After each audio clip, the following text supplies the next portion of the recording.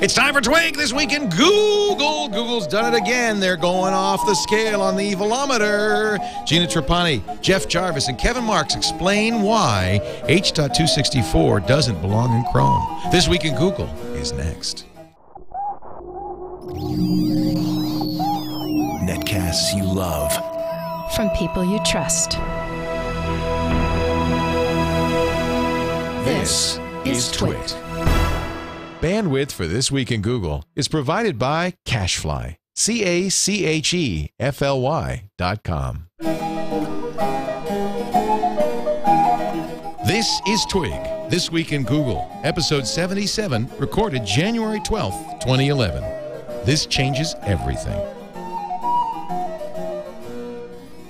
This Week in Google is brought to you by Ford. Introducing the all-new 2012 Ford Focus Electric with voice-activated sync and My Ford Touch, featuring gas-free power, zero CO2 emissions, and battery management technology that lets you go the distance. Learn more at focuselectricpower.com.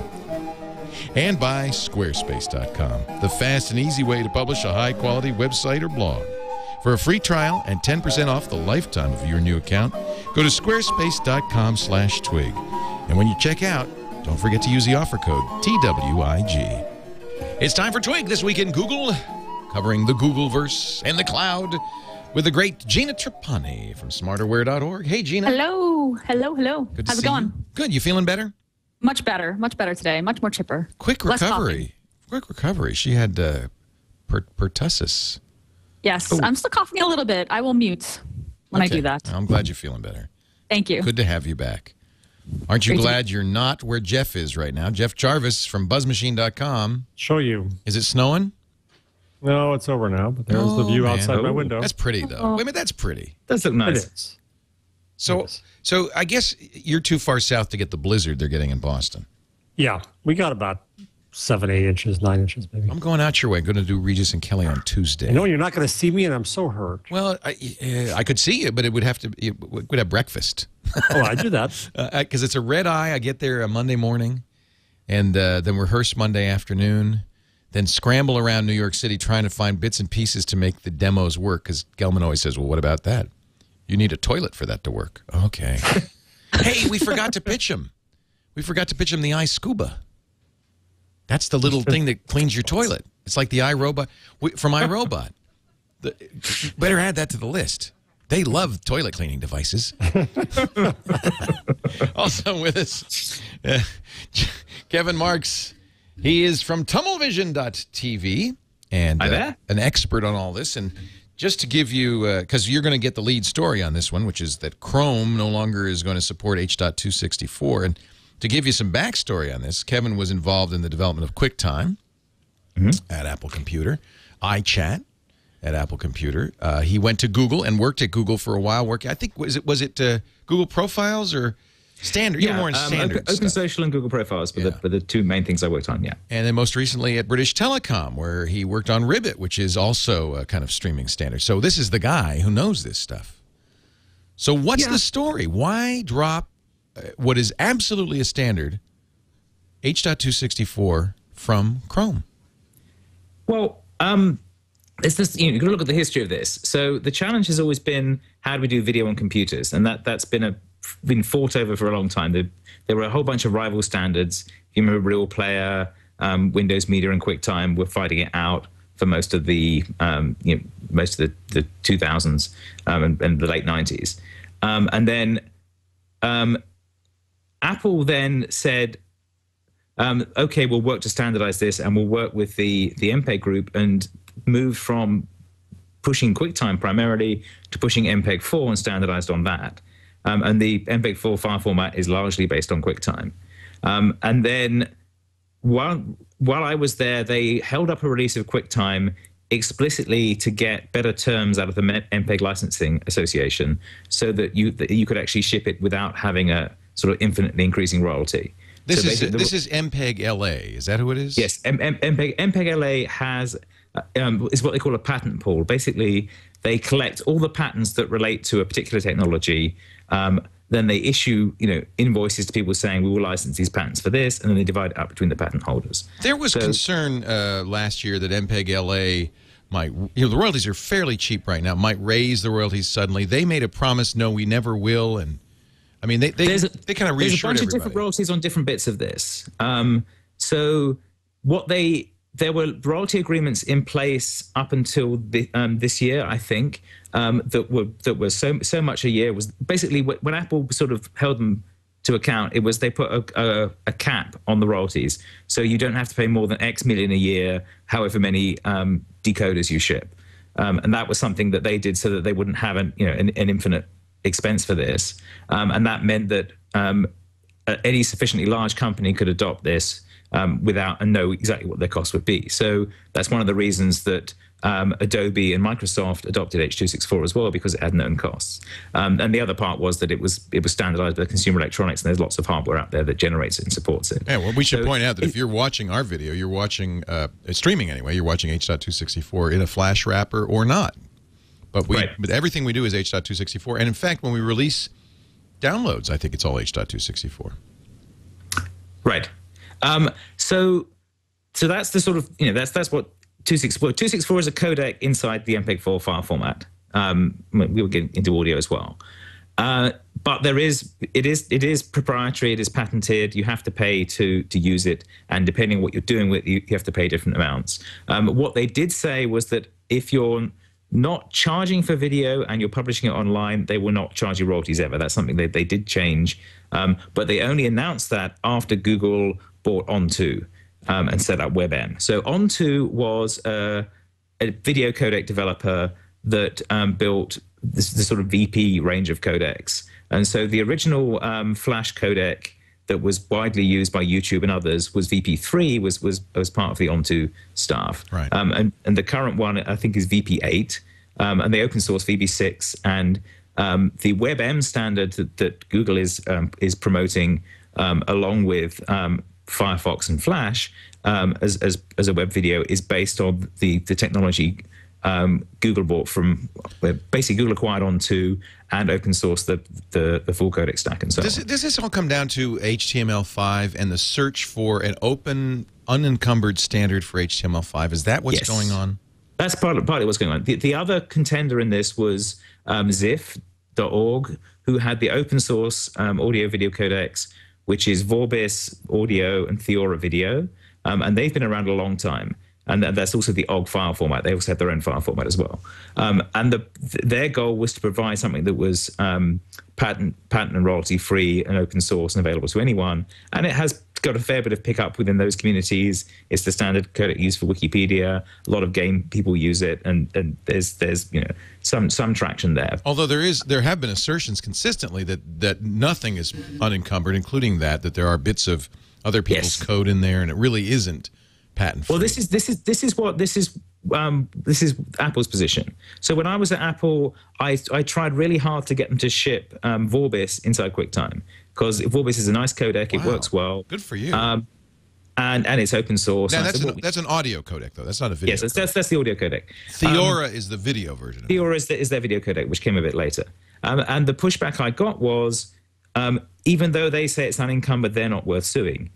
So as soon as we, Apple, with our billions of dollars, ship it, someone will turn up with a lawsuit, and probably Dolby or someone like that, or Fraunhofer Labs have the MP3 patents. They'll turn up and injunct us. And if they do that, they could deny us the right to play back DVDs. They could cause us, or MP3s, or cause us all kinds of grief. So the VP at Apple said to me, we can't do this because these patents may come here. It's not worth us taking this stand and potentially being held to blackmail like that. It's in fact better to ship a patented product that you know who the licensee is and pay the license fee. That's Apple's position. Than to try to find an open one because of the risk of getting sued. That was their contention. And you can argue that, but that's their position. It's still their position. If you follow what Apple spokespeople have been saying about this, their position is still, we want to do this thing where the IP is clear. Now Google's position is we should do an open source one, and so they said, okay, we're going to ship this open source audio video codec stuff.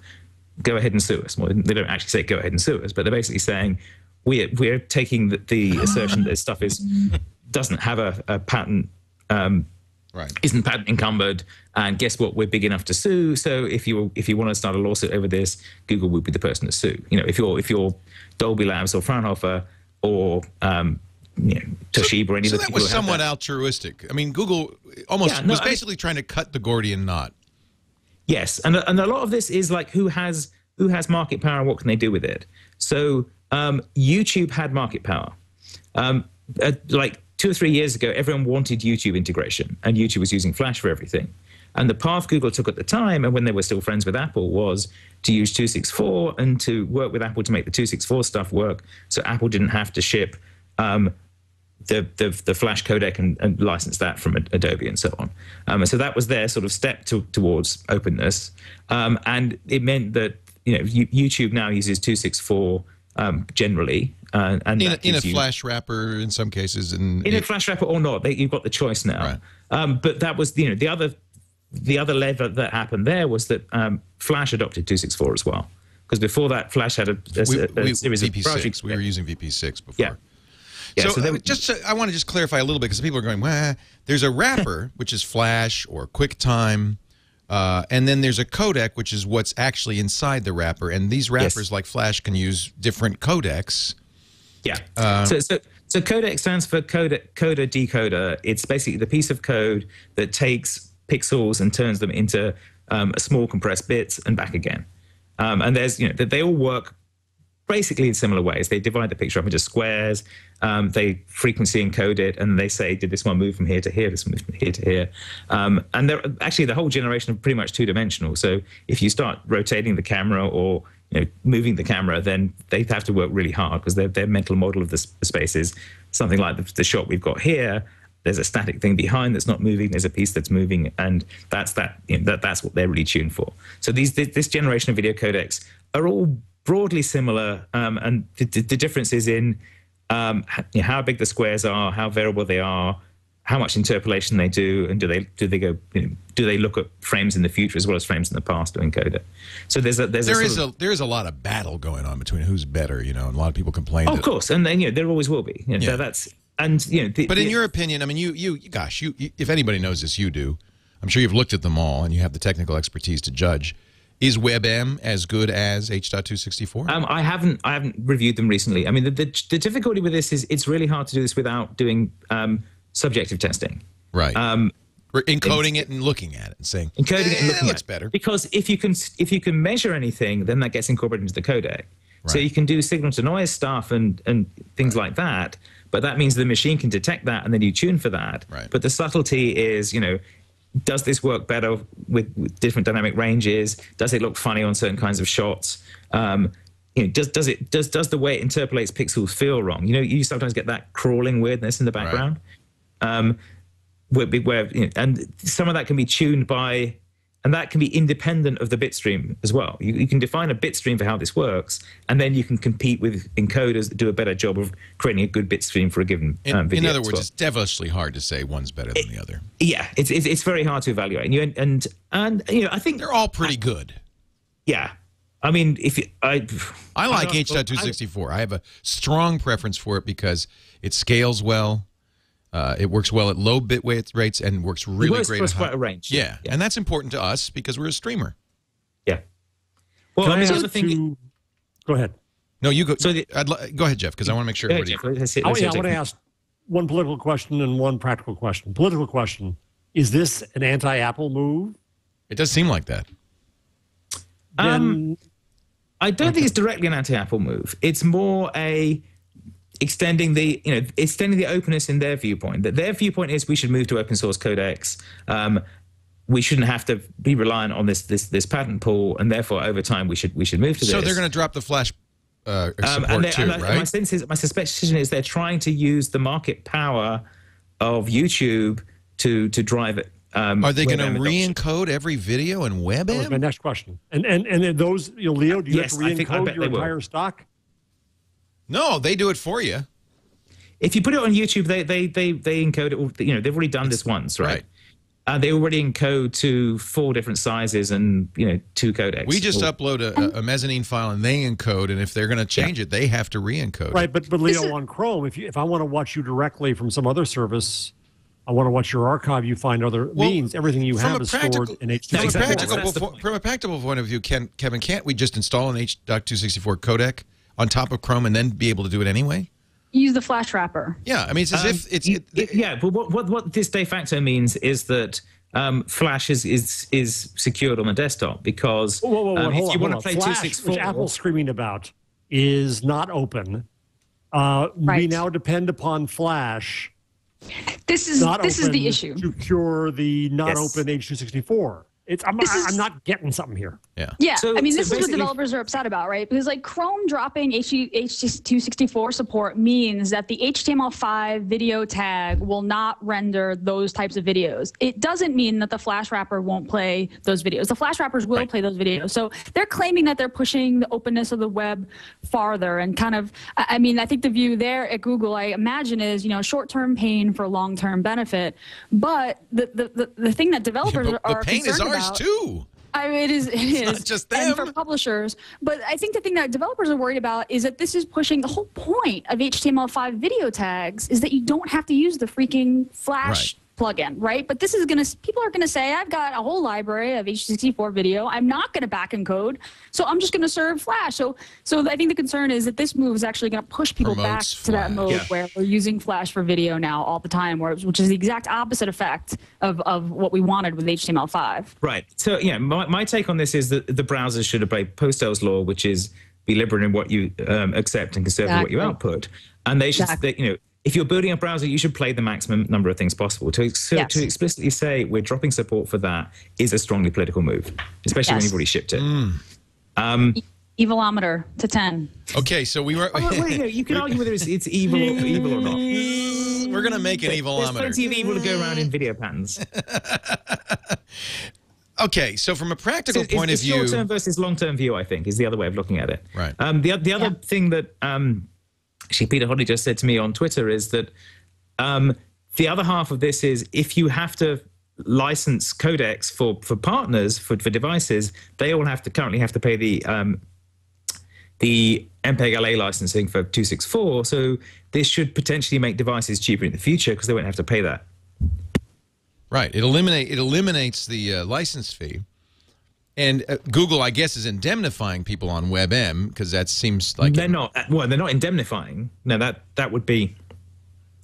They're saying we'll take the first hit. They're saying if you're going to sue anyone, sue us. But depending, that's they could sue anybody. And Google's not promising anything. Right. I mean, and also, so I'm looking at, for instance, our streaming partners: Ustream, BitGravity, Justin.tv. They all ship Flash with H.264. If they maybe you could make a compelling case to them. Oh, use WebM, but we won't indemnify you if you get sued. Right. So, but Flash has said they'll adopt WebM. So we're now in this situation. Is if just going to promote Flash. So if you're using Chrome or Firefox, you'll need Flash to play 264. If you're using Safari or IE, you'll need Flash to play WebM. So Adobe, by being the general, Adobe wins. Supporting both, Adobe wins. And the issue then we have is that the portable devices, which is the future battle, and currently they all play 264 because they paid the licenses and Google's shipped it and so on. Google will ship WebM on those, and then Apple will be in the do we ship this or not state, and in the same place that they are at the moment with WebM on the desktop. And their take may well be they don't want to do that. So they're going to continue. Presumably they're going to continue to. They need to continue to embed to support Flash. Have the embedded Flash player that they currently ship with Chrome in there, which seems completely antithetical to what they're saying. I mean, that's talk about proprietary, right? Are they going to take Flash out? In that case, this is sort of different levels of market power again. So Apple, by shipping little portable device that everyone wants, can say, okay. We don't want to ship Adobe code on our device. We don't trust it, so we're not going to do that. And therefore, if you want to work on our device, you have to drop the Flash stuff. But the 264 will still work. And Google has got the other thing is like if we want to compete as a desktop browser, we need to have Flash there. Frankly, you can't throw that out yet. Even though Apple started doing it with the Air. Have you held out on the Air, or have you installed Flash? I installed Flash. I'm not going to hold out.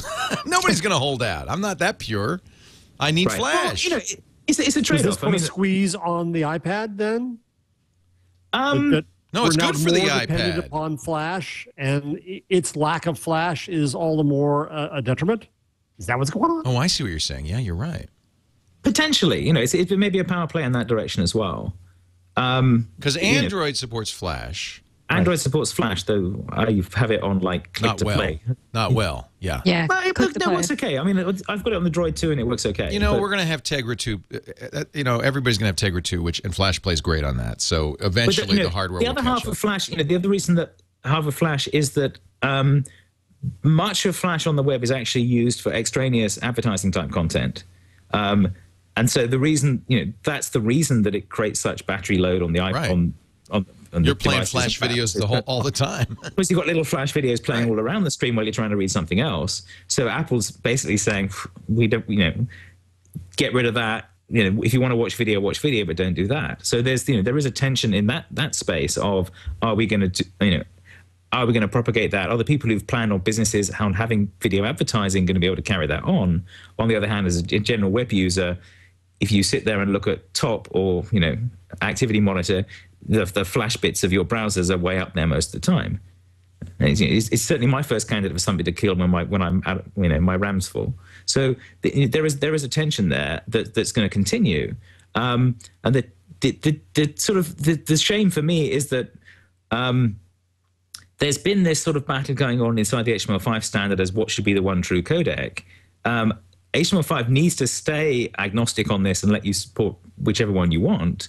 But as a browser vendor, supporting more is always better, in my opinion.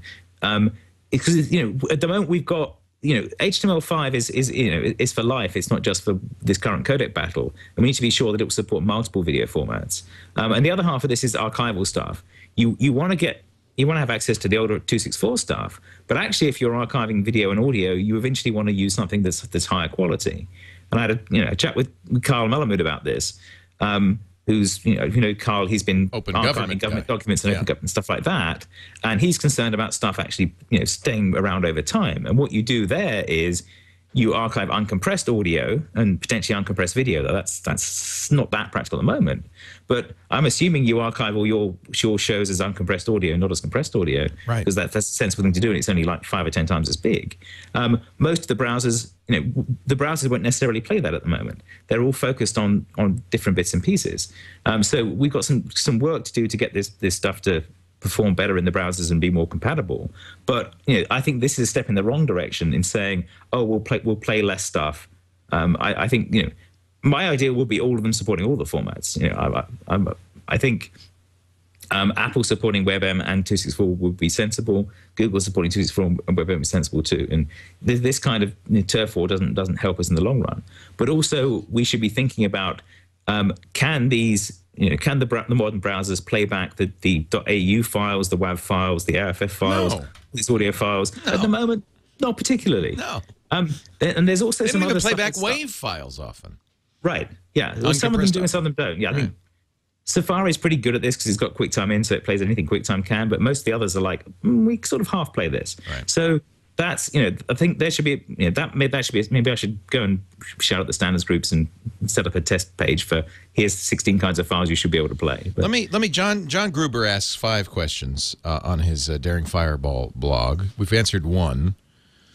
I did see that, yes. Yeah, Android currently supports H.264. He says, will you be Google? Will you be removing it from Android too? I guess, presumably, right? I think potentially they will be in over time. I think that'll be harder for them, but right. I could see them doing that. Again, the question is how much it costs. How pure much are you have to license to build the device? Right. So if you want to make a cheaper device, you want to reduce the number of things you have to pay for to put in it. And at the moment, you'll have to, if you want to capture 264, you have to pay to license for that. Yeah. So yeah, that's one strand of this. Do you think Google was aware of the unintended consequence of promoting Flash from this move, or is it? It sounds like this is a very common kind of open source purist type move, without really considering consequences. This is basically doing what Mozilla is doing. They're basically, Google is now in line with Mozilla. That's right. Mozilla said right from the front. No H. We're not going to ship 264, but we'll ship Flash. Again, so you can install Flash, or you can install a plugin of some kind that will let you play H.264. That's not the issue. It's what happens when a browser hits bracket video bracket. It's what happens then. Right. And the challenge, the challenge there is, if if I'm building video stuff in the future and audio stuff in the future, I want to be using that. That seems like a great way to do it for me. But we've just been condemned to make sure we have the right, either encode everything twice or potentially more, or write a whole bunch of hairy fallback code to do Flash. Well, and the other thing is, if I'm using... Sorry, it's a slight subtlety here. You cannot declaratively do a fallback onto Flash. The way that the video and audio tags work is, if you say video format equals something and the browser can't play that, it doesn't fall back to the stuff inside. It does. It just gives you a controller that doesn't play. So the only way you can get the right behavior is to write JavaScript that sits there and munges around and tries to do the right thing and swaps in the Flash one. Oh, but here's the problem. I get Whereas with Flash, you can do it the other way around. You can make a Flash thing and say, if you haven't got Flash, put the video in and the video will play, and that works declaratively without having to write JavaScript at all. So what that means is the asymmetry is that it'll be actually easy to embed the Flash and have the fallback for the non-Flash case, which is the wrong way around in my head as a sort of, as a stepping forward. Go ahead, Jeff. But here's my question. But in a Chrome OS world, where I'm going to be editing video, raw material, it's not just a question about consuming material. It's also about being able to render things in my browser, and the browser is the OS. Then have they limited radically things like authoring a video? Historically, it's very hard to edit MPEG video.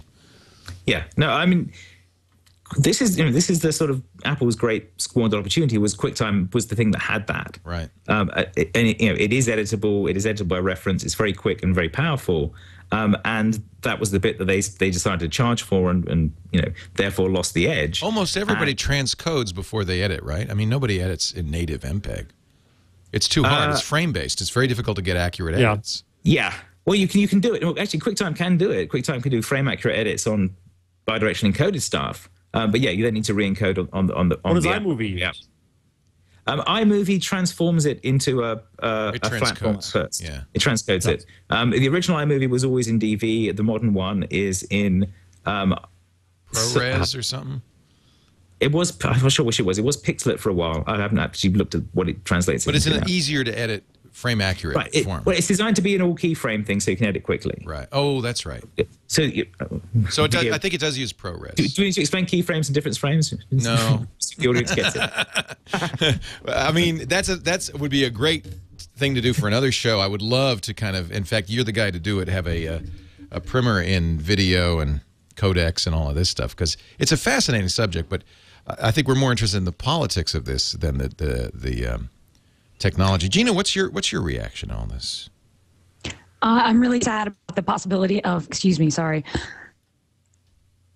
Sorry, I'm really sad about the possibility of the backlash. I think that Google, the backlash being that we roll back to Flash. It sure looks like an anti-Apple move. I mean, this is exactly like contrary to what Apple has been saying. It does. This feels like a business decision. This doesn't feel like we're serving our users' decision in the short term. I mean, a lot of people are saying, hey, this is going to be short-term pain for long-term gain, and I can see that, but I just hope it doesn't set back HTML5, and it feels very much like a business decision and not a decision based on what users want. And I just wish that Chrome had shipped this way. Like when you build software, you don't have a feature and then pull it. Right. I don't like the idea that they dropped it.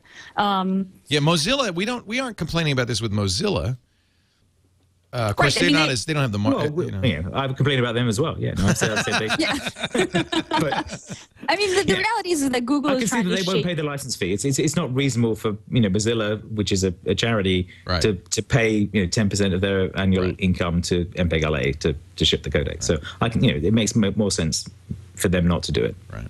Right. It doesn't feel like a matter of resources or money for Google. It definitely feels like a political move. And, sure. and I see, Google is obviously trying to shape the future of the web. This isn't, I mean, people spend a lot of time trying to make their site, easily findable by the Google bot. This isn't the first time that people are going to have to change their content in order to work well with Google technology. For users, this is going to be a pain in the ass, but all you have to do is switch to another browser. I don't know if people will do that. I think it's interesting they waited till they have kind of the market share that they have to make this decision. That's why they didn't do it. Yeah, that's a really good point. I mean, they could have done it on launch. Instead, they waited till they had market share and then said, "Ha ha," and pulled the rug right out from under. Well, also, I mean, I'm not sure WebM was ready. You know, they're not going to ship a technology that doesn't work very well. Is WebM ready now? And WebM is pretty good now. Yeah.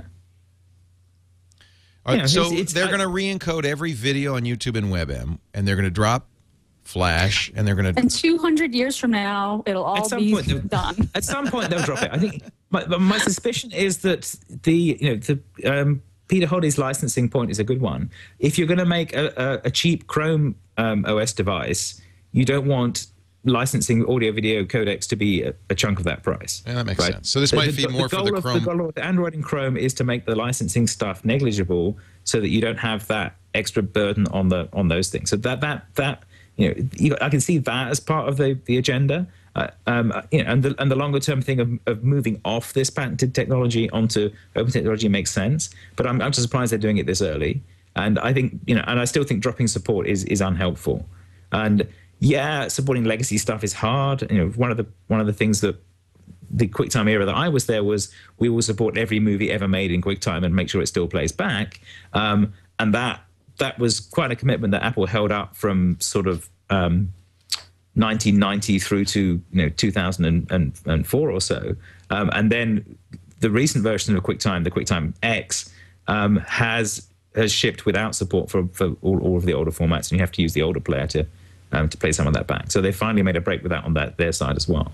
But I still think that certainly for these archival formats, for stuff that has a large deployed base of video out there, unless you're going to commit to transcoding not just the stuff that you host, but the rest of the web as well, server side, which is potentially. I can imagine that someone in Google thinking about that and going, "Oh, we could crawl the video on the web and re-encode it, sure." But that's a very googly thing to do. But we'll do it for you. We'll just throw computers at this. But unless you're going to do that, you're starting to lose stuff, and we've got enough problems with losing old material already without deliberately doing it. That's my sense of that. And meanwhile, Larry Page buys a $54 million super yacht. I'm not cynical. All right, let's take a break. We're going to talk more. But Kevin Marks is here. It's great to have you. I guess we'll say with Tummel Vision, tumblevision.tv. Sure. Until you get another job. Gina Trapani is also here from smarterware.org. Jeff Jarvis from buzzmachine.com. CES, there's lots to talk about there. 50 Cent making $8.7 million this weekend from a tweet.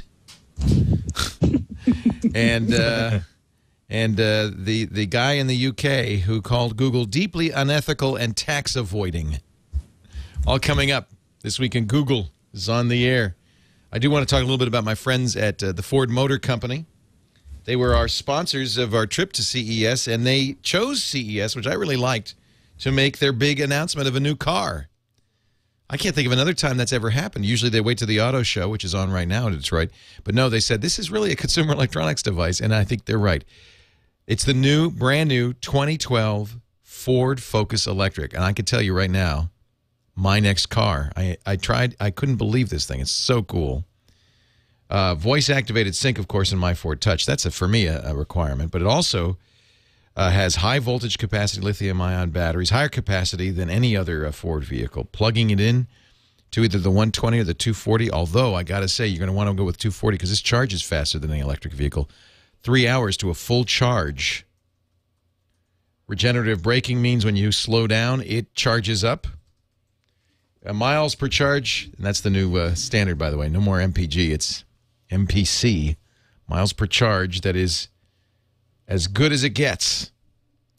And it's going to save you money, too, let me tell you, and save the environment because it's no CO2, no carbon emissions of any kind.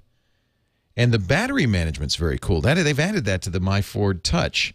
So you can actually issue battery commands, manage your battery, as well as make voice calls, true hands-free. You got your hands on the wheel, your eyes on the road. You press the button, you make a call. You can play music. The new My Ford Touch has 2 USB slots and an SD card slot in the car, as well as 3 screens, a big 8-inch screen in the center console, 2 behind the steering wheel.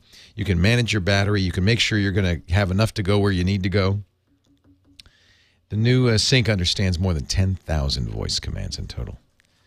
So Ford, you're doing it. You're crushing it. You're knocking it out of the park. We're glad to be partnered with Ford, and we're very excited about the new Ford Focus Electric. You can find out more at focuselectricpower.com. Focuselectricpower.com. And I immediately got on the list. I don't know if there's a list. I just said to Alan Mullally, the CEO of Ford, I'm on the list, right? I want to be the first to own a Ford Focus Electric. I can't wait. I'm very excited. Let's get back to the conversation. Boy, there's so much to talk about. Jeff, Kevin, I'm so glad that you. He actually went to the chat room and said, "I want to talk about this," and I'm so glad you did, because I can't think of anybody better equipped to explain this dismaying news. And I'm gonna, Gina, I know you're gloomy and depressed about this, but I'm gonna look on the bright side. I'm gonna say, I'm gonna assume it's coming from a desire to promote open standards. I think there may be some bumps along the way, but let's hope that Google, puts its considerable weight behind the notion of an open web standard for HTML5. I mean, WebM's fine with me, but we got to do something about the Flash issue. Yeah. I think it comes from a good place. I think Google is trying to control, guide the future of the web, the path the web is taking. I'm just a little bummed. I am a big believer in, Pastel's law, like right. Kevin said. But that's not always compatible with open. I know. But when open is limiting, that's when, when open affects users and web publishers in the way that this may affect people. I mean, hey, people just have to switch browsers. I mean, if they lose users, then they will. Like you said, Adobe may be the short-term winner. I think in the long term, this is a good thing. It's just right now it felt like, it felt like a political, strategic business move, not a move that serves users. Luke Johnson, well-known British entrepreneur, former head of Channel 4 in Britain, disagrees. He says, Google is arrogant. They accuse them of acting unethically by avoiding tax. We talked about that, the Dutch sandwich and the Irish go-between. Whatever they're using. If I were big enough, I would use it. When are we going to get in our Irish branch of TWiT? We could funnel all the money to Ireland. Do the accent, Leo. I bet you can. Oh, and I like it too. Faith and Bagara. Welcome to TWiT Ireland. They also, he says, by dominating web advertising, Google siphons off revenue that once supported quality content in television newspapers. Well, that's the old media talking. He's recycling every possible old anti-Google argument you can imagine. He might as well be German. It's Murdochian. It is. That's a new word. It's Murdochian. By the way, a rumor is that Rupert Murdoch and Steve Jobs will take the stage in a week at the San Francisco Museum of Modern Art to announce The Daily. As a wag said, it goes straight to the museum. Good place to do it. Good place to do it. We're going to go to a museum and talk about the future of newspapers. Not. According to... While we're at Google criticism, now the Germans, my favorite country, the Germans, are going after Google. They've cut off negotiations with Google in terms about privacy and such. I'm not sure what the negotiations were aimed for, but their big argument is that Google Analytics tracks your IP address. Ooh. How could they? Did Ted Stevens come back to life and take over the Bundestag? I track your freaking IP address. Yeah, everybody tracks your freaking IP address. And now they're going after this ridiculous thing that you have to be able to anonymize your IP address. Well, your IP address essentially is anonymous. And then some talk about how you can make a partial IP address or some such fakakta thing like that. It's absurd. Meanwhile, the German government were the one who wanted Google to hold on to data longer so that they could track you. Well, there is sort of Google already does IP address degradation, right? They have they did a long thing about this a while back when they said they hold it for so long, and after a while they randomize the low bits and stuff. They wanted to be able to do it from the start, Kevin. which makes no sense. So all they're going to do is, they'll go by your cookie number, not your IP address, but it makes no sense. It's not a privacy which will track violation. you better, yeah. Right. Yeah. It's absurd, insane, and just plain stupid. I love you, Germans, but... Well, how about this? The South Korea Cyber Terror Response Center in August, as you may know, seized hard drives from Google's Seoul office. And they said, we unlocked 79 computer disks seized from Google last summer and discovered emails, instant messages, and other private data set over Wi-Fi networks. It's the old Street View thing. I love this. The headline from Yahoo Finance. Well, hell, if I knew all I had to do was seize the hard drives, it's not a quote, but they said that might be what Connecticut Attorney General Richard Blumenthal, who was suing Google, might have said. I should have gotten the hard drives. That would have made it easy. So, but it's fragmentary data, right? Yeah. It's the same thing. This is just an effort to be anti-Google, and Google doesn't do everything right, and Google's not perfect, and all that's true. But this is kind of anti-corporate, anti-capitalist, anti-American. I hate to sound like a conspiracy theorist, but... Speaking of privacy, I should have bookmarked this. This is one of my favorite stories over the holidays. Google was sponsoring free Wi-Fi on airplanes, and there was a tech reporter sitting behind a Google employee on a plane, and the Google employee was connected to the free Google Wi-Fi and was reading confidential company email, and the seat. He actually wasn't directly behind him. He was in the seat diagonal, and the person right in front of him had put her seat back, so he had like a clear view of this Google employee's screen. And he said, gosh, I have to hunt down this link, and then we'll put it in the show notes.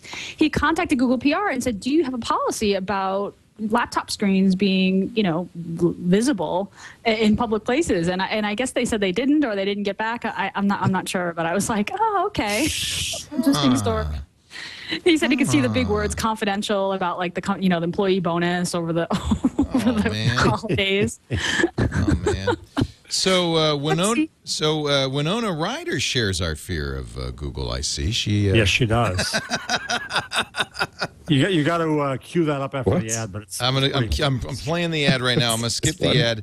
This is from New York Magazine. And the one that comes after that is very good too. This is Winona on Late Night with David Letterman. No, I think it was. We'll see. Okay. Maybe it was. Unfortunately, the ad is very long. Sure. There we go. Here we go. This is Winona Ryder on some show. Late Night on Late Night. It's the whole thing of the Googling, which is very terrifying to me. Because the Googling. It scares me too, the Googling. Fear that I'm going to be trying to find out, what movie is playing at what theater, and then I'm going to suddenly be a member of Al-Qaeda. It doesn't work like that. It doesn't work like that. It's Jimmy Kimmel. Thank you. Jimmy Fallon. One of them Jimmys. The Jimmys. It's a Jimmy. I confuse those two. I do too. We're a button away from joining Al-Qaeda. That's not going to happen to you, Winona. If you press the wrong button. Not looking for a movie. You're not going to become Al-Qaeda members. Hey, you've been, by the way. Who knows what could happen? All right, well, then stay away from it. I want you to be good. to Pete Townsend, and we know that Yes. You can't get that. You do get right? What's the Pete Townsend thing? Pete Townsend references that he was doing research on child porn to see how awful it was. Oh, yeah. See? You never know. The Google. God knows what Winona is searching for. Yeah, the Google. The Googling will get you. And now here's But like my dad was on Twitter first. So this is Donald Glover. Love this guy. Danny Glover's son. Took Donald Glover, and we have the same name. So I took Don Glover. Mm-hmm. Don Glover looks like Dong Lover. Okay, that's a bad name. Stick with it. Stick with it. There's something.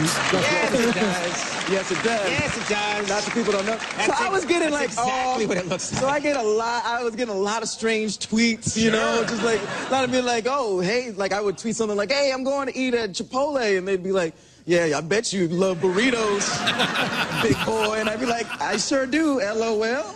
Like I didn't know how to respond. There is a definite Chipotle.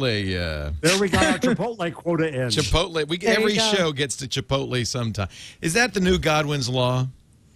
At some point, every Twig discussion will degrade either into us Googling ourselves or us discussing Chipotle. burritos. Yes. Or Well, that's something that struck me is that if Winona Ryder Googles herself, she will find naked pictures of herself like most of the time. So I can see it might put her off a bit. Oh, put me off. But she knows what that looks like better than anyone. She's seen herself naked, maybe. I don't know, maybe.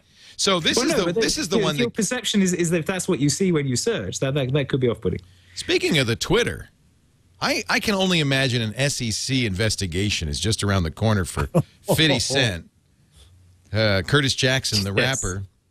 He has 3.8 million Twitter followers, and he has an investment in something called he has 30 million shares himself in something called H&H Imports. They make his headphones, Sleek by Fitty. By the way, I talked to some people. Who was I talking to that Fitty was a big investor in? He said that it was these guys, Sleek Audio. They said he's very involved. They talk to him almost every day. He's incredibly intelligent. And apparently he pretty much knows how to kite a stock because he tweeted to his 3.8 million fans this weekend, "You can double your money right now." And then the disclaimer, but just get what you can afford. And then he says, I think somebody said, Fitty, you can't say that. So he says, I own HNHI stock. Thoughts on it are my opinion. Talk to a financial advisor. But the stock went up Monday 290%. The company was 10 cents a share and went up to 39 cents. Boosting his 30 million share stake to, if my math is correct, $8.7 million. From 3 to 8, he made $5.7 million from a tweet. Fitty's got some serious social media engagement. I think Fitty got to have a knock on the model. Fitty gonna get a knock on the door from the feds. That's what Fitty gonna get. Yeah, but when I saw this headline, I was sure that it was going to be some advertiser paying him to tweet about something, and it was not that. But I love getting financial advice from rappers. But I thought it was very. So it was Sleek Audio we were talking to. Was it those headphones, those Sonomax headphones or something like that? There was the ones that we actually met him at CES, and he said, "Oh yeah, he's very involved. He's a big investor, and he gives us a lot of ideas. He listens, he pays attention. We talk to him every day. So maybe he was just." The chart's hilarious. I just looked it up on Bloomberg. It's gone back down. It's gone back down some, but it's still. And what's funny is the volume: 10 million shares. Now remember, Fitty made what $100 million on bottled water, and I mean this guy's sharp, I guess. Fitty, by the way, is a big fan of H.264, and I think that he... what about CES? Let's talk about CES. I thought we were going to see more Android tablets. We didn't really see Honeycomb. We saw a video, the same video we showed last week. And I was a little disappointed because CNET named that Zoom tablet, the Motorola Zoom tablet, their best of show, but all we saw was it playing a video. Yeah. So I couldn't really say that was best of show. It might be, if it lives up to that. Kevin, have you played with Honeycomb? Have you got insight? No? I haven't played with Honeycomb yet. I haven't seen one. I'll tell you what surprised me and looks good and was my best of show was the BlackBerry Playbook, which until now I had thought was vaporware, but I played with it. They purchased QNX and customized it, and that thing sings. What does it run? QNX. QNX? Yeah, QNX. It's been around a long time. Unix-like real-time operating system, RTOS, that is used often for embedded systems. It's very stable because it's been around so long. And they have made it slick as can be. I mean, it is beautiful. And what I really like is their multitasking. So you can have a full-screen video on YouTube playing. Swipe up from the bottom. There's no buttons. Swipe up from the bottom. It minimizes to a window in a cover flow kind of display, and all the windows are still live. You know how sometimes the dock is live on a Mac? All the windows, so the video continues to play. You open the next window, it's a game, you minimize it, it continues to go. All of this stuff is going, and it's a Tegra 2 in there. It's a dual gigahertz processor, gigabyte of RAM. This is a very powerful system. It's a 7-inch. About 10 minutes of battery life. They didn't say. I'm surprised that was your pick of the show. I was sure that you were going to come back with some awesome Android device that you love, but well, the other one I was very impressed with, also Motorola, was the Atrix phone. Oh, the Atrix. Which is, again, a Tegra 2 platform in a very nice-looking phone. And it docks. It's so powerful. It docks at a keyboard and, I think it was a 11-inch screen. And it's a laptop. Yeah, that looked really cool. That gave me that feeling of like, oh, it's like the Jetsons. I'm just going to fold up my car and stick it in my back pocket kind of feeling. Yeah. You know, that was a really cool... No, I think Motorola is doing some good stuff. Now that's Android based, not based. So the Zoom, if the Honeycomb is as good as the video looks, I would have to revise my opinion. But it's just a video, so we don't know. Yeah. The Atrix was next version of Android, ice cream or ice cream sandwich. So clarify this for me. That's 2.4, right? That's not. I'm confused. No, that's after Honeycomb. It's not 3.1 though. It's so. This is what I was worried about because it looked like they might be forking it because Honeycomb is clearly a tablet OS. I don't see that necessarily on a phone. Do you think they'll fork it? Oh, I see what you mean. I think it's more that they're making it more general. You know, what they've done. I read a thing about this last week, but if you look at the spec that they say, you have to build the device like this to ship Android X. That spec has got looser over time. So what the 1.6 spec said, it must be a phone, it must have a camera, it must do this. There was a whole set of musts in there before they would even consider letting you call it 1.6 and therefore getting the App Store and all the Google pieces. But as that's moved over time, the musts have become mays or shoulds, so that you don't have to have telephony after 2.1, and you don't have to have a camera in 2.3, and so on. And so they're sort of relaxing the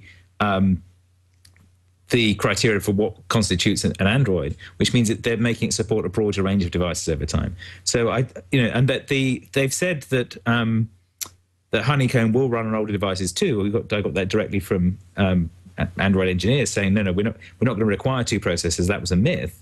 It'll run on the other ones too, and Brad Fitzpatrick did quite a long post on all the work they've done to optimize and improve Android and the monitoring stuff they've got there now. So I think the assumption is that they will keep expanding the range of things it runs on. So I don't think that the intention is to fork it at all. Good. Well, I hope not, because that would be a bad idea. But so ice cream is, I think, 2.4. So wait, Honeycomb is 3.0, right? Right. They said that. So ice cream sandwich should be 3 dot something, right? Should be, but I don't know if that is. Yeah, I'm not sure. The TechCrunch article about ice cream sandwich. It is a sandwich. It's a sandwich. Okay. Doesn't because you can't make a statue out of just ice cream. You need something. Well, it doesn't look any different from frozen yogurt. That's the problem. Seriously. Good point. Well, more butterfat, I think, is the key. And by the way, I want my Android more butterfat. More butterfat. And by the way, Hallex in our chat room tells me that actually Fiddy prefers Og Theora and a Matryoshka wrapper. So, just we would like to make that clear. Tim Bray tweeted that after he listed all the Android things, and after Honeycomb was insulin. Insulin. There was so much sugar in it. Diabetes. I did. There were 8 million, because Android's open and anybody can use it. There were 8 million very cheap Chinese tablets out there that I didn't really bother covering. That were all based on Android.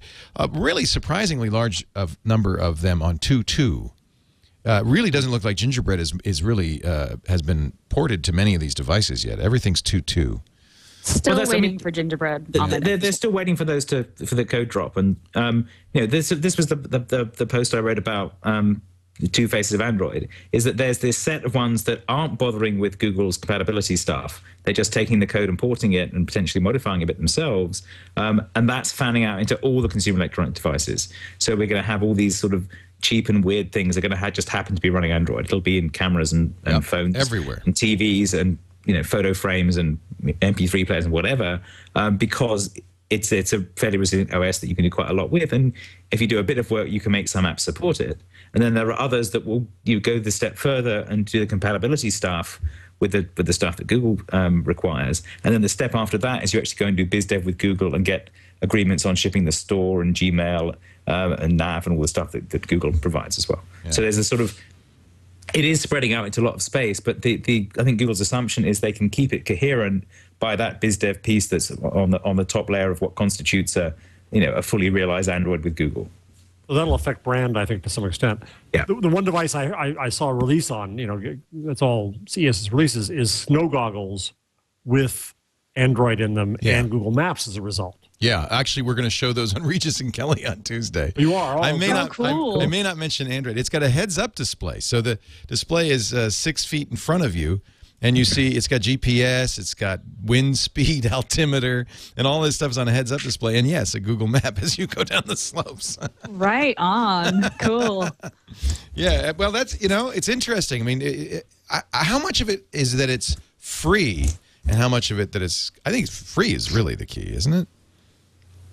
Like that definitely free helps. and standard to an extent that if it does develop at some point, you can go along for the ride. Yeah, that's a good point.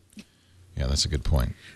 Well, and not just free, but free of encumbrance of contractual encumbrances, not just money, but witness the H264. Well, even Chumby, free as in speech as well as free as in beer. Yeah, even Chumby is moved to Android. I don't know if Chumby is a Linux OS in the Chumby device, but they've made an Android version of the Chumby.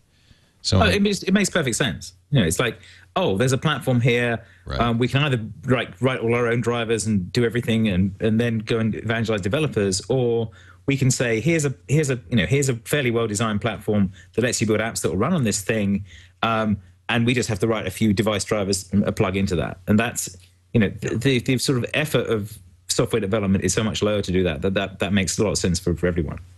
And I think you're soon going to see what you see at Kickstarter, which is a company I love that enables people to get enough money to get started and make something. I just bought my third thing from Kickstarter. What was it? Out of curiosity, you want to tell us? I bought the little holder for my iPhone so that I can put it into a tripod. Oh, neat. So this is a company that says we'll manufacture it if we get enough people who say we'll buy it.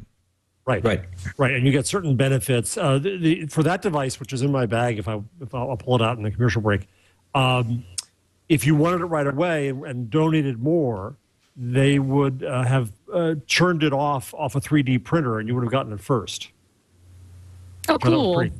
Yeah, that by the way, that was another. I was really pleased to see MakerBot and Brie Pettis at CES, which is just the strangest experience to see a wooden device, a thing maker. At CES. Great. Isn't that great? So great. Brie made me a little box out of a MakerBot, and I was just absolutely amazed. And it's on my desk right over here. Like I just love it. So cool. I got Split Strap. That was the latest one, which is the problem I have with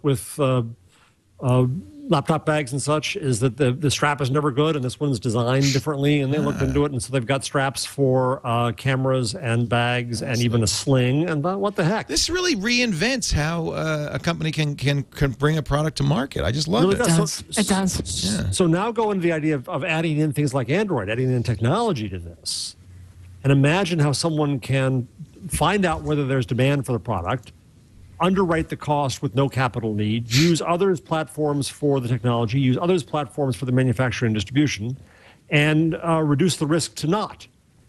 And I think there's a lot of opportunity here to really get. If I were Google, I'd set up some kind of investment fund or contest or something for hardware to use Android in new and cool and creative ways at a place like Kickstarter. Yep.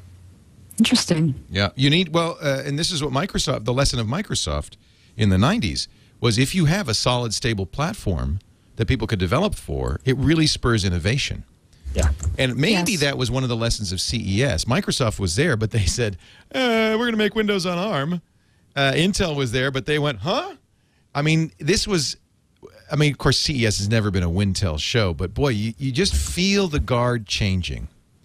You just really feel the guard changing. It is not Microsoft and Intel anymore, and all the innovation is happening on portable, and a lot of it is powered by Android, if not iOS. What do you got, Jeff? Is that your? This is the Glyph. Oh yeah, I saw that. Right, very simple little thing, and so the camera goes. They will watch. Oh, it's not going to work. Well, it will kind of work, but I have my stupid. You have a case on it.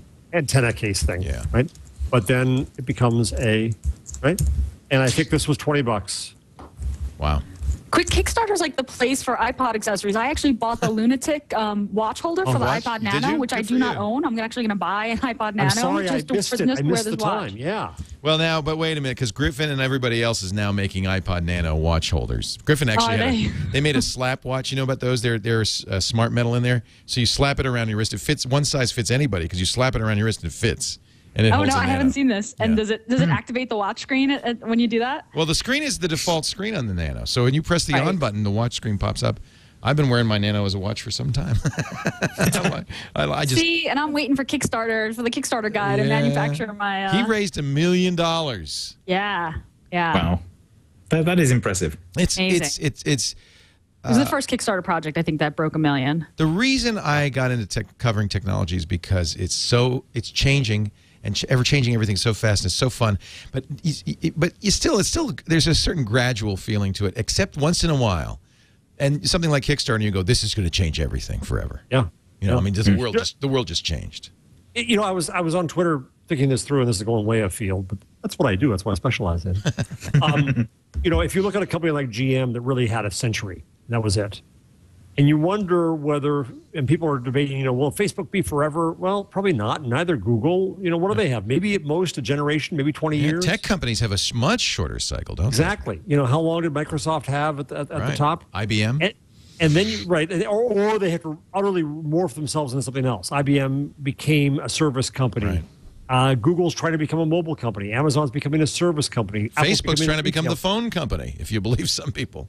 Which is JP's great JP Rangaswamy, yeah. And so you wonder whether there's this idea of kind of a pop-up company that you go to a different life cycle, like a VC fund, that you raise the money, you make the product, and then you kind of exit. That's all you need. Huh. Well, I think that quite a few people have actually done that. I think so, too. I think it's a new way. You're not living forever. You could be the guy buying the $45 million yacht. By the way, Larry Page's $45 million yacht, when you look at the pictures, it's quite prosaic. Yeah. It's not, I mean, I thought for $45 million you'd get something, you know, like Arab oil chic kind of. But no.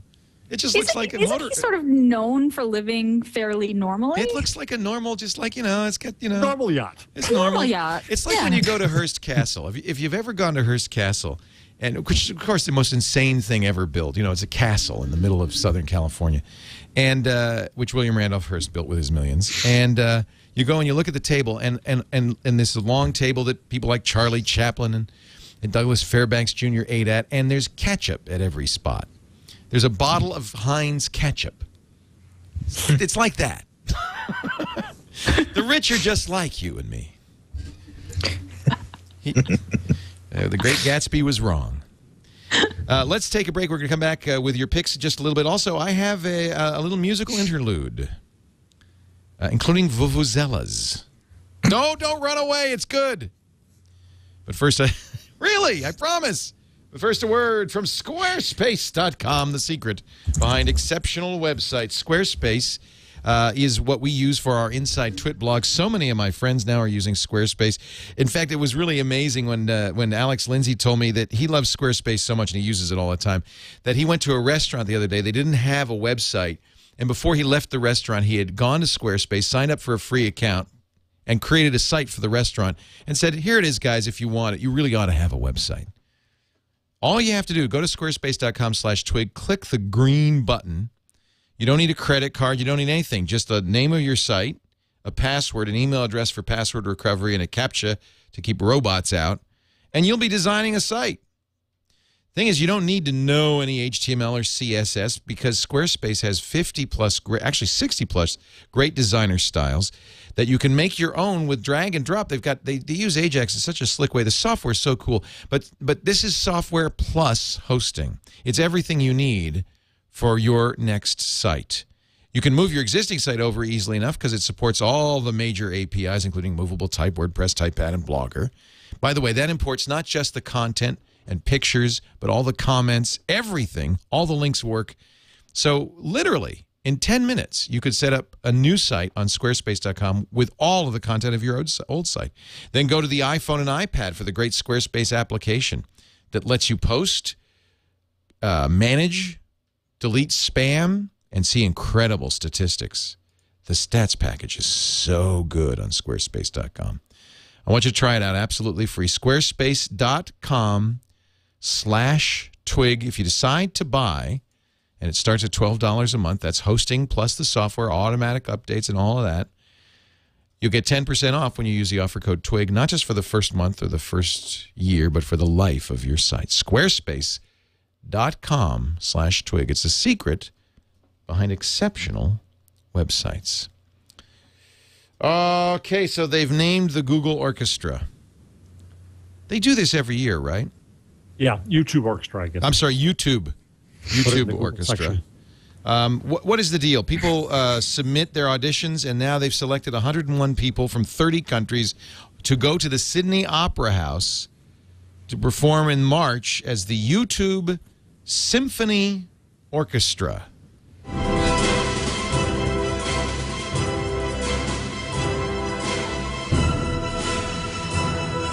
Talk about a big build-up. I'm a cellist, and I've been selected to perform with the YouTube Symphony Orchestra here at the Sydney Opera House. Of course, they use the Australian guy. It's cheaper. Oh, about Sydney? The YouTube Orchestra? Yeah, I already posted my video online. Didn't you see it? You don't want to fast forward to the Vuvuzela guy. That's how it all started. Is he later on in here? He's about a quarter of the way through. There he is. There we go. Oh, no, next he comes back. He comes back. Oh, there we okay. Go. Guess what? He's going to play Rudolph the Red-Nosed Reindeer. Ready?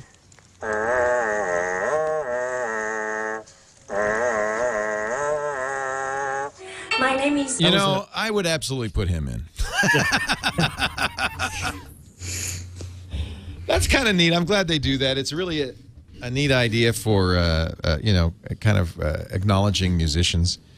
YouTube's also started a TV show with our friend Shira Lazar that highlights the big producers, directors on YouTube. And they made a very good point. Angry Orange, you don't hear about them on TV, but they have audiences every bit as big as the network. And unless you're a YouTube fanatic, you may not know about them. So I think that's kind of neat. So Shira's got a show where she highlights those people. I think good for her. Do we want to bring one up, Leo? Yeah, please. The WikiLeaks story. Jacob Applebaum, otherwise known on Twitter as IO Error, he was staying out of the country for a while because he was on the secret summons that Twitter then revealed. And now, what do you think of that? Because, by the way, I have subpoenaed Twitter because we received a death threat, and I went to the police and had them subpoenaed. And I have to tell you, I don't know if it's such a good idea that Twitter would tell the guy who issued a death threat, oh, by the way, we revealed your identity to Leo. It just might speed up his... You know what I'm saying? That's a good point. So it's not always a good thing. Now, Twitter did notify... Well, they had to go and get the order unsealed. The feds went after Twitter to find out about certain accounts. Not supposedly the content of them, but who they're talking to, though. Which is creepy. From following, though. Yeah. Who's following whom? That's creepy. I don't like that. And so what? So what if I follow Julian Assange? I do. Well, you know what I did immediately? I clicked follow on all of these accounts, including the WikiLeaks, the Assange, everything. Because you know what? We need to all do that. We need to all say, okay, is it illegal to follow him? All right, I'm going to follow him. So Applebaum came back in 2 days ago into Seattle, and he was questioned, not arrested, but questioned there for half an hour. Here's the interesting thing for our audience, I think. He was neither carrying a phone nor a computer. They wanted his phone, they wanted his computer. Didn't have one. Didn't have it. All he had was a thumb drive with the Declaration of Independence encoded in it. Right on, dude! Full of bytes, I think. And they couldn't decode it, which is a great thing. So he had to tell him, well, it says, okay, I'll give you the first sentence. When in the course of human events, see if you can get from there. Yeah. Here's some non-plain text. Leads to a really interesting kind of cloud question of whether or not, if you're going abroad or if you're somebody like him at high risk, you never carry a device with you. You go borrow someone's, as somebody said later in Twitter, you laptop surf. Right. And you use somebody else's machine, or you bring in a Chrome machine that has nothing stored on it and no way to do a backdoor into it. Oh, that's an interesting. Maybe there is a case for Chrome OS. Yeah, it was very interesting, I thought. And so he's tweeted the story on Twitter, fearing somewhat that this might affect his next trip to Canada in a week. But I think it's very important for our folks to be aware of this and to think about the implications, including the one you just mentioned. Well, I can vouch for the fact that the Canadian authorities, thanks to ACTA, by the way, will in fact confiscate laptops at will. They say it's, of course, to search for child porn.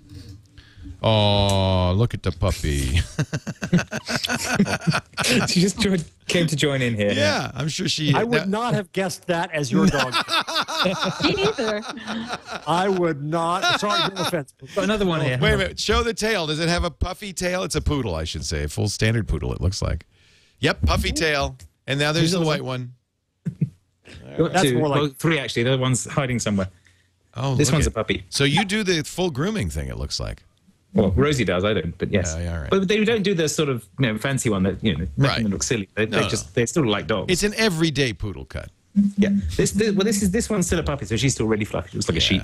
I love how poodles look when they're untrimmed. I think they're just so cute and fluffy.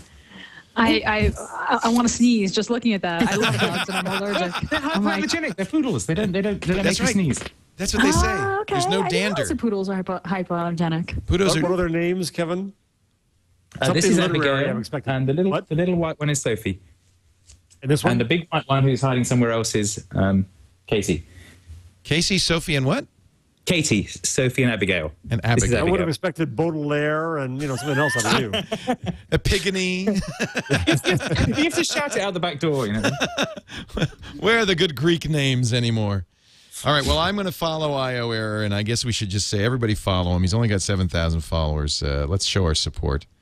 Follow WikiLeaks that's the thing as about, well. last time Jake went through customs, they took all his devices anyway, so it makes perfect sense for him not to carry anything between countries. They're looking for they say we're looking for child pornography, or we're looking for. They actually look for piracy, by the way, which is I think a lot of what it is they're doing the bidding of the record industry of all things. But they're not looking for weapons. They're not looking for contraband. They're looking for information. It's not for safety. And by the way, the thing that freaked me out was when he hit Seattle, they knew that he had tweeted right before. Oh, they're watching. Yeah. Oh, yeah. Yeah, they're tracking him. Well, I guess Twitter is not safe anymore. I thought the feds didn't know about the Twitter. I guess they did. Let's take a break. Actually, let's not take a break. Let's go right into our picks of the week, starting with Gina and her tip of the week, which I just discovered when I went to our Google Docs. Yeah, if you go into Google Docs, you'll get a little pop-up that says that you can upload up to 1 gigabyte of video to your Google Docs storage, and you can upload all kinds of different files to Google Docs. That's been for a while. But this new feature is that you can upload video, and then there's a built-in player. So you can play back that video right inside Google Docs. I originally tweeted about this and said I think this is an odd feature considering that they, own YouTube. Does it support H.264? It does, as a matter of fact. WebM, MPEG-4, 3GGP, H.264, and MPEG-4, AVI, WMV, FLV. I guess the Google Docs did not get the memo. Google Docs didn't get the memo. But you can play back these videos inside Google Docs, and you can share them with the same mechanisms that you can share with Google Docs. So I tweeted, this is a weird feature, and I swear the next day my sister said to me, hey, that video you showed me when I was at your place, can you send it to me somehow? And it's something that I don't want to publish. I just want to send it to my sister. And I said, yes, there is, as a matter of fact. So is there a size? There must be a size. 1 gigabyte. Oh, that's a lot. Up to 1 gigabyte video. Yeah. That's amazing. And this is on apps for your domain as well? This works, or is this just on public docs? Apps as well. If I go to I'm looking at my apps right now. Yep. Does it make a lot of sense for apps for your domain? It does. It does. It's H.264 compliant. It does support H.264. And Kevin made the point on Twitter, too. This makes a lot of sense for a business or a small organization that wants to share video. Oh, gosh, yeah. I mean, a gigabyte's a ton. That's an hour or more. Mm-hmm. I mean, you shouldn't be sending people hour-long videos anyway. Well, it kind of saves YouTube money, too, because they don't store stuff that's going to be watched once forever. I know. Right? This does. Email. Presumably, this does. Yeah. Jeff, your number of the week. They first do a tip since Gina rejected, but I'm so enamored of this. Android version of Google Translate now. You can translate speech to speech. Let me try this. Watch, it will not work with Darren. So I'm going to input text. This is so cool. I like to eat apples. What language is it? And now I'll play it. Ich mag Äpfel essen. Yeah. Is that true? Is it right? Is it good? Yeah, das ist richtig. Is it colloquial? Yeah. Wow. Well, what's amazing to me is you can now have a conversation with someone, right? You can talk into it and say this, and it's Star Trek. It's the Babblefish. It's Douglas Adams' Babblefish. It's really cool. Okay, so remember what I said just a minute ago about this is going to change? This is going to change everything. No, I don't even want to do my tip. You're right about that because, I'm at the point now where I use Google Translate, of course, to translate my really bad German lazily. But now I see something in Swedish or Portuguese, and I'm not scared of it. It doesn't become this impenetrable wall anymore. I can just look at it and get it translated. Which is fascinating. All right, you want a number of the week? Yeah. 15% of customers in the UK who complain via a social network expect an answer within 60 minutes. And do they get one is the question. Well, that's the other question. Of course, it's Britain, so of course they don't. I'm sorry. 6% want the answer in 10 minutes, but I figure that's only Arrington and Scoble. 50% a day is good enough. That's very British, right, Kevin? We're used to queuing, yeah. Yeah. And very orderly queuers, unlike the French. And bad service. A day still seems fast to me. But anyway, that's good. Well, you've really kind of, put the kibosh on my tool because, your tool translates speech. I was just going to show the fact that the new Google goggles will solve Sudoku puzzles. Ooh, yeah. This is so cool. This is so cool. I mean, that is pretty cool, though. You take a picture of a Sudoku, and it solves it. Brilliant marketing twist. I don't have really good way to get people to download goggles. Anybody got a newspaper? Well, the video does a demo. Oh, I could do the video. I mean, that's pretty cool. And when I want to wow people, I show them. It's on the iPhone. I show them that program. What's it called that will look at a sign? Word Lens, and translate it. Yes. We live in amazing freaking times. Indeed. I mean, I was talking to somebody at CES who's an old friend, Richard Hart. He used to be on CNET, and he had a show called The Next Step for a long time on television. And now he teaches TV to the Academy of Art in San Francisco. And I said, "Oh, must be great." Well, you can confirm this to me, actually, Jeff. I said, "It must be great to be teaching TV to these smart kids who really understand technology." He said, "You know what? The younger generation does not understand technology the same way we do. Because they grew up with it, they have no curiosity about it. They have no wonder, and they don't know from file systems or command lines or anything." That's curmudgeonly talk. No, I think that the beauty is that they don't need to know that stuff, and they can pick up. We're gonna almost require every student. We already require every student in my journalism school to have a Mac laptop. We're going to strongly recommend that they buy an iPhone or an Android device because this is the always in case journalism device. Mm-hmm. Right? The video on these. It's true. Things, it is the future of journalism, isn't it? Right, and I can capture anything. I can do all kinds of things. They've got to know this. So no, the beauty is the tools are so simple. You don't have to geek out. Alex Lindsay, who does Pixel Core and is one of our contributors, was going to report on CES. Instead, he took his iPhone and shot iPhone videos about 40 different products. The quality's superb. It's right there in the field. He uploads it from the field. I mean, it is transformational. That's incredible. Yeah. It changes everything. This changes everything. Doing Sudoku. Okay, all right. Changes everything. Wait, do you know the history of the Sudoku thing? Oh. There was an iPhone app that does this, right? Well, no, this was Peter Norvig, who's Google's head of research. Oh, brilliant guy, yeah. Originally wrote How to Solve Every Sudoku Puzzle. And he says he did this because Sudoku is a denial of service attack on the human intellect. And his wife was infected with this virus. And he wanted to convince her that it had been solved. He shouldn't waste her time on it. By the way, that's a great article. That's a great Sudoku thing. Yeah. So he wrote the article. Angry Birds, too. Even Google can't solve Angry Birds. I want 4 stars or 3 stars on every single level so bad. That's what I'm working on. That's what you have to. I mean, it's not so bad to go through the whole thing, although the seasons one is tough. But once you get through the whole thing, 1 star, then the 3 stars. That's what you really got to go for. Yeah, so I'll put a link in the chat for the source code for How to Solve Every Sudoku. Yeah. It's an article as well as source code, though. Right? I mean, he kind of... Yeah, it's a nice essay, but it's basically explaining what he's doing. Everybody should read this. It's computer science. Yeah, if you're into computers... Oh, we've just DDoSed it. It's temporary. Oh, really? Yeah. He's not hosted at Google? That's sloppy of him. Yeah, we DDoSed it. Sorry about that, Peter. Oh, never mind. Never mind. I should have warned you. There are not many servers that can survive an onslaught from the TWiT army. We are going to show that video in just a second, but first let me say goodbye to our fantastic panel. Kevin Marks, thank you so much for joining us. I think your insight is hugely valuable in topics like this. We love having you on. Kevin is at tumblevision.tv if you want to watch a fantastic show about tumbling, the idea of kind of being a host in social media. I guess that's a short way of describing it. tumblevision.tv. Thank you, Kevin. Thank you. Jeff Jarvis is a professor of journalism at the City University of New York. And you do not have to have an iPhone or a laptop to listen to him, but it helps. You can also read his blog at buzzmachine.com. Thank you, Jeff. Goodbye, Leo. What? It didn't work, but that's okay. Never mind. This doesn't change a thing. And Gina Trapani is at smarterware.org, where she is a fantastic blogger, founder of Lifehacker. She continues to write there and is working on this incredible think up. Think Up. Which is a Twitter analyzer par excellence. Great to be here. Great show. Great to have you all. Thanks for joining us. We'll see you next time on This Week in Google. Wednesday afternoons, 1 p.m. Pacific, 4 p.m. Eastern at live.twit.tv or download it from your favorite podcast place. Or just go to twit.tv/twig. And now, ladies and gentlemen, how to solve...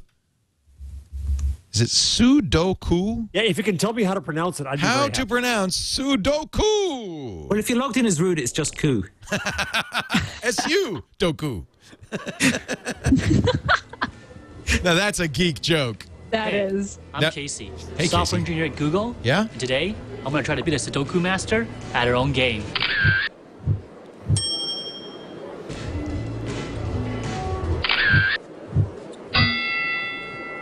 Or actually, this phone's going to beat her using Google goggles.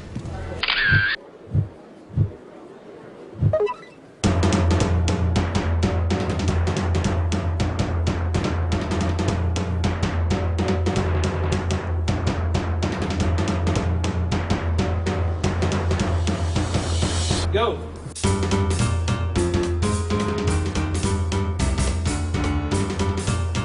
She's good. She's real good. He's real casual.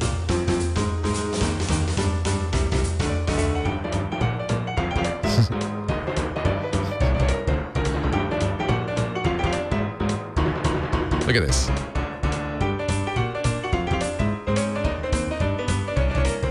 First of all, it turns into a puzzle you can use, which is cool. Zip. Done. Is this all right to you? Not bad. Now that's cool. Thanks, guys. Take care.